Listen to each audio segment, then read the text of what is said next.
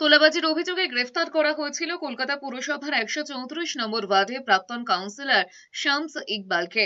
৮ ঘন্টার মধ্যে ১,০০০ টাকার বন্ডে জামিন পেয়েছেন তিনি। সোমবার সকাল ৮টায় গ্রেফতার করা হয় শামস ইকবালকে। এরপর বিকেল ৪টের সময় জামিন দেওয়া হয়েছে তাকে।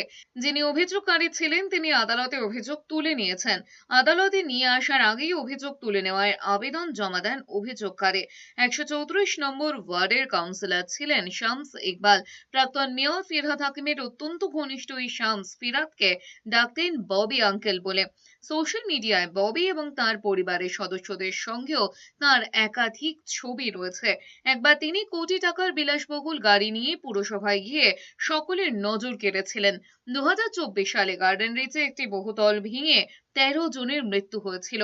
বেআইনিভাবে বহুতল তৈরি হয়েছিল বলেই অভিযোগ ওঠে।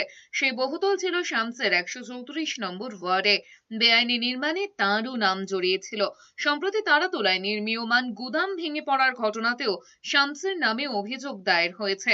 অভিযোগ করেছেন ভারতীয় জনতা মজদুর দলের জনৈক নেতা।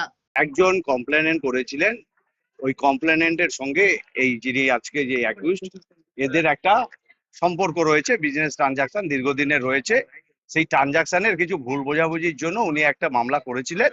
আজকে সেটা তাদের দুপক্ষ, যেহেতু তারা দীর্ঘদিনের দুজনেরই খুব বিজনেস ট্রানজাকশনের দুপক্ষই, তাই আজকে ওনারা বসে আবার ওদের কম্প্রোমাইজ করেন।